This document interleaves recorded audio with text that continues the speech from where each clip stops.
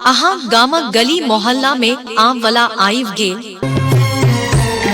आओ सब सस्ता आ स्वादिष्ट आम ओहो 1 किलो मात्र 50 रुपया में किन के ल जाओ। माघ गेले फागुन एले।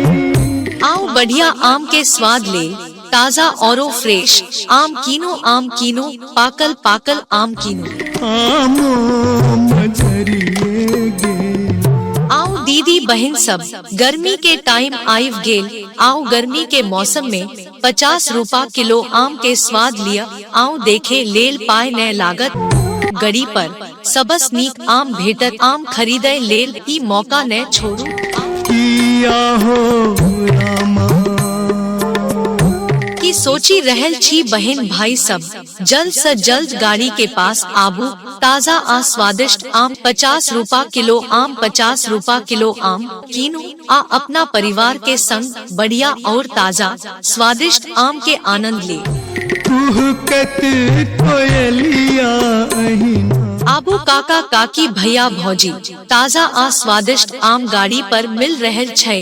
50 रुपया किलो आम 50 रुपया किलो आम। आबू गाड़ी के पास चल आबू, बढ़िया बढ़िया पक्कल पक्कल आम कीन कल जाओ। कानत 50 टाका के 1 किलो आम कीनू। आम खरीदबाक लेल एखन ही गाड़ी से संपर्क करू। आ एही गर्मी में अपन परिवार के संग आम के आनंद लिया आ मजा लिए। आओ बहन आ भाई सब 50 रुपया किलो आम 50 रुपया किलो आम खरीदू। अहाँ गामक गली मोहल्ला में आम वाला आइव गेल। आओ सब सस्ता आ स्वादिष्ट आम ओहो 1 किलो मात्र 50 रुपया में किन के ल जाओ। मान छै हमरा हम छी मिथिला। आओ बढ़िया आम के स्वाद ले, ताजा और फ्रेश आम कीनो पाकल पाकल आम कीनो। आओ दीदी बहन सब गर्मी के टाइम आइव गेल। आओ गर्मी के मौसम में 50 रुपया किलो आम के स्वाद लिया। आओ देखे लेल पाए न लागत सदखन बजै छी। आप गड़ी पर सबस नीक आम भेटत। आम खरीदे लेल ई मौका न छोड़ू। की सोची रहल छी बहन भाई सब, जल्द से जल्द गाड़ी के पास आबू। ताजा आ स्वादिष्ट आम 50 रुपया किलो आम 50 रुपया किलो आम कीनो आ अपना परिवार के संग बढ़िया और ताजा स्वादिष्ट आम के आनंद ले। हम छी मिथिला के। आबू काका काकी भैया भौजी ताजा आ स्वादिष्ट आम गाड़ी पर मिल रहल छै। 50 रुपया किलो आम 50 रुपया किलो आम। आबू गाड़ी के पास चल आबू, बढ़िया बढ़िया पक्कल पक्कल आम कीन कल जाओ।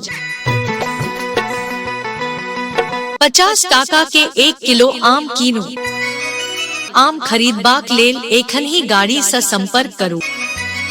आ एही गर्मी में अपन परिवार के संग आम के आनंद लिया आ मजा लिए। आओ बहन आ भाई सब 50 रुपया किलो आम 50 रुपया किलो आम खरीदू।